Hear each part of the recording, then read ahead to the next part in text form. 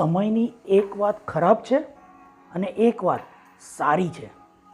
ખરાબ વાત એ છે કે સમય કોઈની રાહ નથી જોતો. એક પળ જે વીતી ગઈ તે ફરી પાછી નહીં આવે.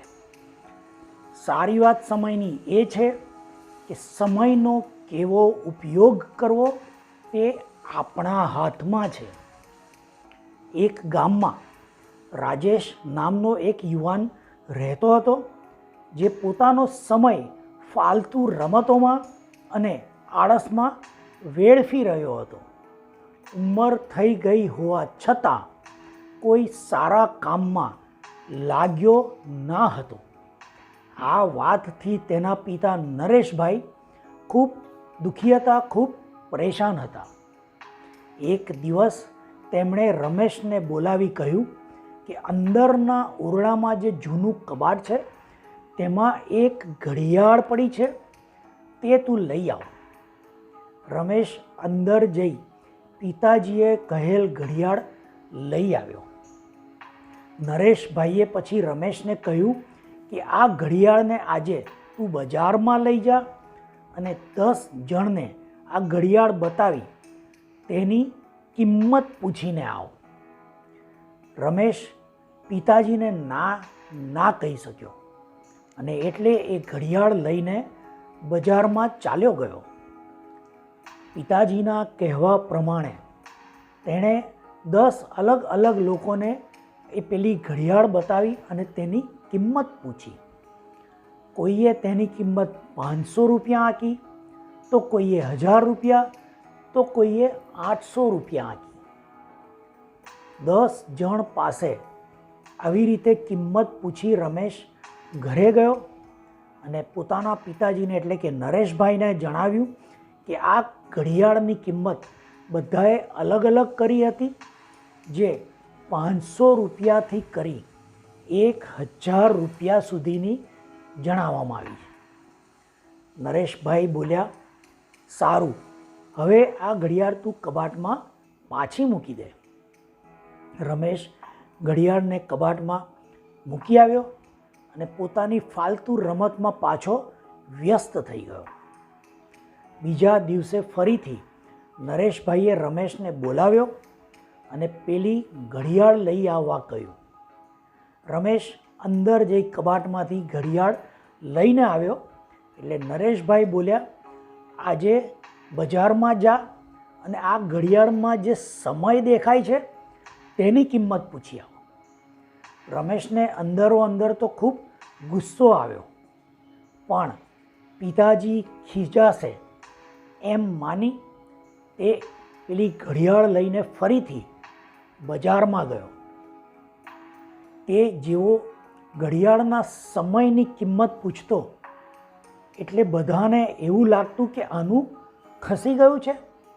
કાલે ઘડિયાળની કિંમત પૂછતો હતો અને આજે તેમાં દેખાતા સમયની કિંમત પૂછે છે, એટલે બધા તેની ખૂબ મજાક પણ કરવા લાગ્યા. રમેશને આ ના ગમ્યું, થોડો ગુસ્સો પણ આવ્યો, પણ પિતાજીએ કહ્યું હતું એટલે છેલ્લે એક નાની દુકાનમાં એક વૃદ્ધ વ્યક્તિ પાસે એ ગયો, જે પોતાના કામમાં ખૂબ વ્યસ્ત હતા. છતાં રમેશે તેમને ઘડિયાળ બતાવી સમયની કિંમત પૂછી. વૃદ્ધ વ્યક્તિ સમજદાર હતા. તેમણે રમેશને આગલા દિવસે ઘડિયાળની કિંમત પૂછતો જોયો હતો અને આજે સમયની કિંમત પૂછતો જોયો. તેઓ નરેશભાઈને પણ જાણતા હતા અને રમેશના આળસુ સ્વભાવ વિશે પણ તેમને ખબર હતી. તે સમજી ગયા કે નરેશભાઈએ રમેશને શા માટે આ ઘડિયાળના સમયની કિંમત પૂછવા કહ્યું. થોડીવાર રમેશને બેસાડી પોતાનું કાર્ય પૂરું કરી તેઓ રમેશ પાસે આવ્યા અને કહ્યું કે બેટા, તું આ જે સમયની કિંમત પૂછે છે તેની કોઈ કિંમત કરી જ ના શકાય. કરોડો રૂપિયા આપતા પણ જે ક્ષણ વીતી જાય છે ને તે પાછી નથી મેળવી શકાતી. અને એટલે જ દરેક ક્ષણ અમૂલ્ય છે.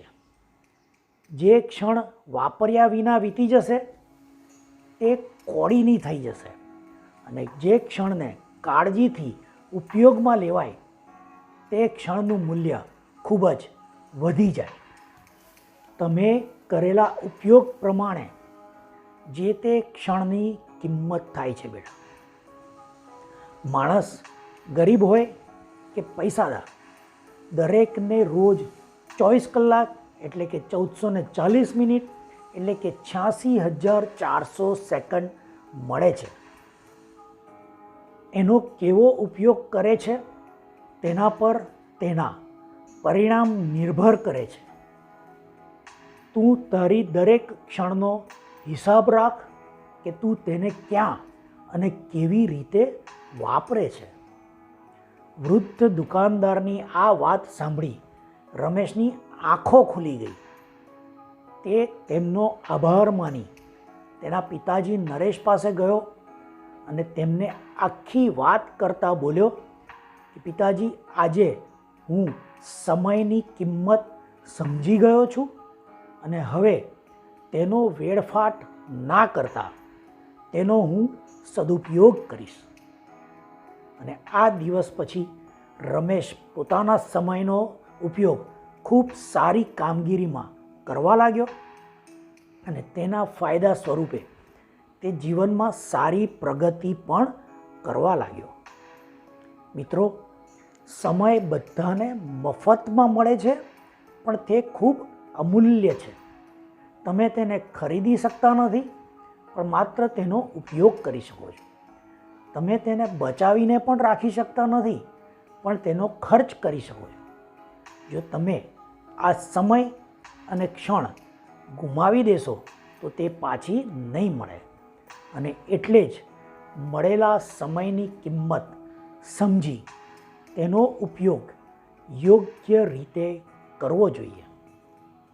જો તમે આ વિડીયો દ્વારા સમયની કિંમત સમજી ગયા હો તો તમારી થોડી ક્ષણોનો સદુપયોગ કરી આ વિડીયો તમારા મિત્રોને અને તમારા સગાવાલાને મોકલી તેમને સમયની કિંમત સમજવામાં મદદ કરશો તેવી મારી વિનંતી છે. તમારા આ સહકારથી અન્યના સમયની કિંમત વધી શકે છે. આવતા અઠવાડિયે એક નવા ગુજરાતી મોટિવેશનલ વિડીયો સાથે NK વિચાર શ્રેણીમાં ફરી ઉપસ્થિત થઈશ. ત્યાં સુધી તમારા સમયનો સદુપયોગ કરતા રહેજો. આવજો.